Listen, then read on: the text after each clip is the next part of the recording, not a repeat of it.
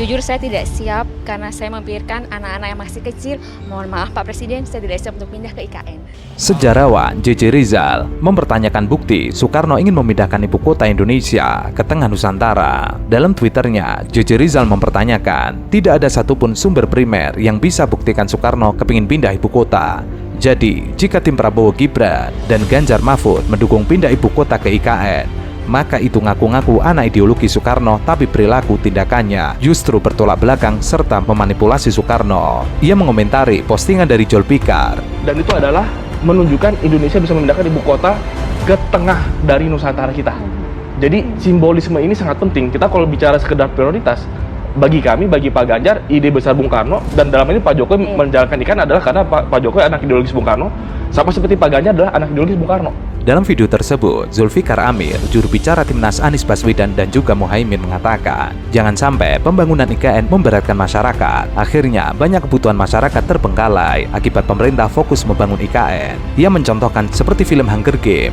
Dalam film tersebut, ibu kota sangat megah, tetapi distrik di sebelahnya sangat miskin. Populisme itu perlu, tapi jangan sampai merugikan masyarakat, ya kan? Ketika kita membangun satu kota hanya sekedar mengejar simbol, sementara biaya yang dikeluarkan begitu besar dan dampak terhadap pertumbuhan ekonomi itu sangat minim, tidak ada logika yang bisa membenarkan keputusan ini gitu. Masa kita hanya sekedar berbangga, oh kita udah punya ibu kota baru, tetapi kemudian ada jutaan masyarakat Indonesia yang masih terjebak dalam kemiskinan gitu. Simbolisme seperti apa yang mau dibangun ketika hanya sekelompok orang, ada sekitar 2 juta penduduk IKN yang merasa bangga, sementara kota ini dikelilingi oleh lautan kemiskinan, sama seperti misalnya di film Hunger Games, ya kan? Ibu kota itu keren sekali, tetapi kemudian orang-orang yang tinggal di distrik itu miskin semua gitu. Calon Presiden Anies Baswedan kembali menegaskan bahwa dirinya sangat menolak pembangunan ibu kota Nusantara di Kalimantan Timur. Menurut Anies Baswedan, pembangunan IKN tidak akan menghasilkan pemerataan ekonomi masyarakat, malah justru akan menciptakan ketimpangan ekonomi. Kemajuan itu didorong bukan dengan membangun kota baru, tapi dengan memajukan 40 kota yang sekarang sudah ada, dinaik kelaskan sehingga mereka menjadi penggerak perekonomian di seluruh wilayah Indonesia. Jadi bukan membangun dari nol kotanya. Semarang didorong maju, kemudian Purwokerto didorong maju, Cilacap didorong maju, supaya mereka menggerakkan perekonomian yang ada di sekitarnya. Karena membangun satu kota di tengah hutan itu sesungguhnya menimbulkan ketimpangan yang baru. Anies Baswedan menyebut pembangunan ibu kota Nusantara itu sangatlah bertentangan dengan fakta di lapangan. Apalagi, pembangunan kota baru hanyalah akan membuat ketimpangan dengan daerah sekitarnya. Jadi antara tujuan dengan langkah yang dikerjakan tidak nyambung. Karena itu, Anies berpandangan membangun Indonesia tidak cukup dengan membangun satu kota, akan tetapi harus membangun dan membesarkan seluruh kota yang ada di Indonesia. Menurutnya, langkahnya bukan dengan membangun satu kota, tetapi justru dengan membesarkan seluruh kota yang ada di Indonesia. Tapi bila kita tidak mendorong 40 kota ini, nah ini dia nih, ini contoh nih. Jadi 40 kota ini sebagai pusat kebutuhan, ini bukan kota-kota yang nol. Lain dengan membuat IKN itu lahan kosong dibangun kota. Kalau ini kota yang didorong kemajuannya. Jadi yang disampaikan Gus Imin itu ada dasarnya, ini loh dasarnya nih. Dengan demikian, kota-kota ini akan menjadi penggerak perekonomian di wilayahnya. Selama kita tidak mendorong kemajuan itu lewat kota-kota, kita tidak menggerakkan. Capres Anies Baswedan juga menegaskan bahwa tujuannya memeratakan Indonesia dimulai dengan membangun kota-kota kecil yang ada di Indonesia. Maka yang harus dilakukan yakni membangun kota kecil menjadi menengah dan menengah menjadi besar di Indonesia. Pada kesempatan ini, Anies juga mengaku selama dirinya menjadi Gubernur DKI Jakarta, ia tidak pernah menerima perintah dari pemerintah pusat untuk memperbaiki sistem kesehatan dan pendidikan. Selain itu, selama dirinya menjadi Menteri Pendidikan, juga tidak ada perintah dari pemerintah pusat untuk membuat program pendidikan. Semua hasil pertanian diserap oleh kawasan urban. Hari ini 57% penduduk Indonesia tinggal di perkotaan. Di tahun 2050, 75% penduduk Indonesia tinggal di perkotaan. Bila kita tidak membangun, mengupgrade ya kota-kota kita ini, 40-an kota, maka kita akan mengalami problem yang sama seperti di Surabaya. Jadi apa yang dikatakan Gus Imin kemarin itu sahih berdasarkan studi, bukan imajinasi dan bukan selera. Keputusan Indonesia untuk memindahkan ibu kota dari Jakarta ke ibu kota Nusantara menjadi sorotan media dunia. Berbagai kesulitan di balik pemindahan besar-besaran itu menjadi sorotan. CNBC Internasional menuliskan dalam judulnya bahwa langkah pemindahan itu tidak akan mudah seperti yang diperkirakan. Media asal Amerika Serikat itu melaporkan bahwa kesulitan pertama akan didapatkan dari 1,9 juta ASN yang akan pindah ke lingkungan baru. Masyarakat perlu tertarik untuk datang ke tempat baru. Pertama-tama mereka perlu melihat infrastruktur yang kuat seperti sekolah, rumah sakit, dan fasilitas perumahan, atau mereka tidak akan tertarik untuk pindah ke sana. Kawasan ini adalah kawasan istana kepresidenan, yang saya optimis tahun depan bulan Agustus insya Allah sudah bisa. Jujur saya tidak siap karena saya memikirkan anak-anak yang masih kecil. Mohon maaf Pak Presiden, saya tidak siap untuk pindah ke IKN.